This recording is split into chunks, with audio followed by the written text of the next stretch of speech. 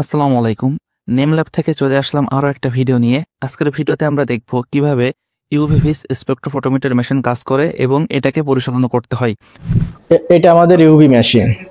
এটা দিয়ে আমরা অজানা ঘনমাত্রার দ্রবণের বিভিন্ন মান নির্ণয় করতে পারি। এটা চিমাৎজু কোম্পানির মেশিন এবং এটা জাপানি ব্র্যান্ড। এখন আসুন কিভাবে আমরা ইউভি ভিস স্পেকট্রোমিটারের সাহায্যে আমরা কাজ করতে পারি সেটা এখন আপনাদের দেখাবো। এটা হচ্ছে কিউবেট।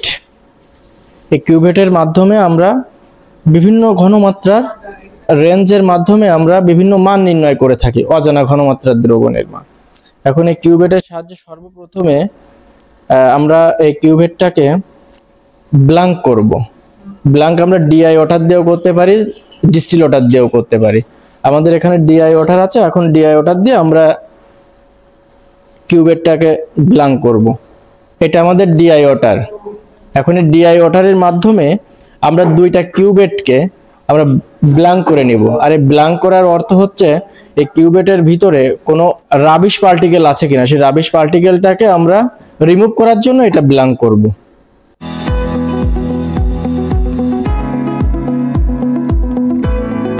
এই কিউবেটটার দুইটা পার্ট আছে, একটা স্বচ্ছ পার্ট, একটা অস্বচ্ছ পার্ট।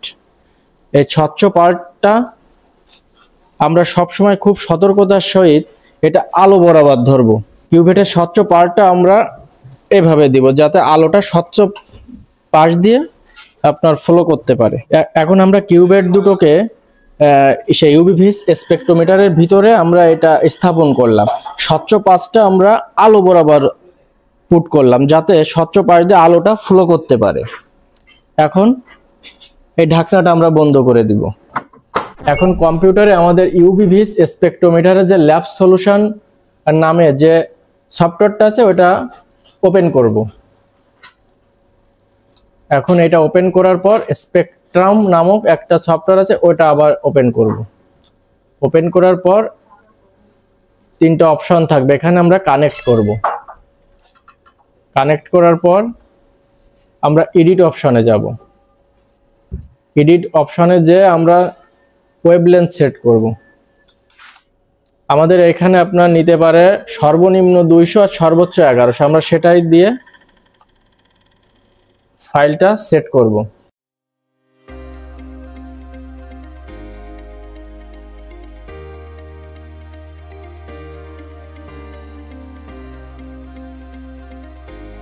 কিছু সময় অপেক্ষা করার পর আমরা এখন স্যাম্পেলটাকে পুরোপুরিভাবে রান দেওয়ার জন্য প্রস্তুত হয়ে গেলাম।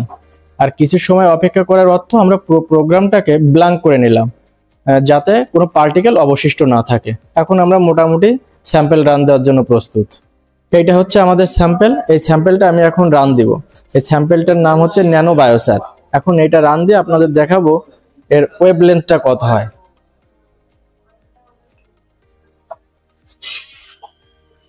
এখন কিউবেটের ভিতর আমি স্যাম্পেলটা দিচ্ছি। দেখুন স্বচ্ছ পাশ, অস্বচ্ছ পাশ। স্বচ্ছ পাশে আমি কখনো টাচ করব না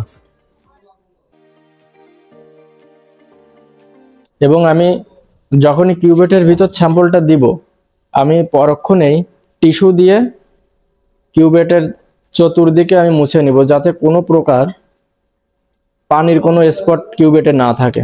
এখন কিউবেটটা পুরোপুরিভাবে রান দেওয়ার জন্য প্রস্তুত। এখন আমি আবার সেই কম্পিউটারে ফিরে আসব। সফটওয়্যারের মাধ্যমে যে প্রোগ্রামটা ছিল সেখানে ব্ল্যাঙ্ক অপশনটা ছিল, ব্ল্যাঙ্ক অপশনটা উঠাই দিয়ে আমি স্যাম্পেলে ক্লিক দিব এবং ফাইলের নামটা লিখবো আমরা যে সলিউশনটা তৈরি করছি তার নাম। এটা ছিল ন্যানো বায়োসার। এখন এটা স্টার্ট দিব।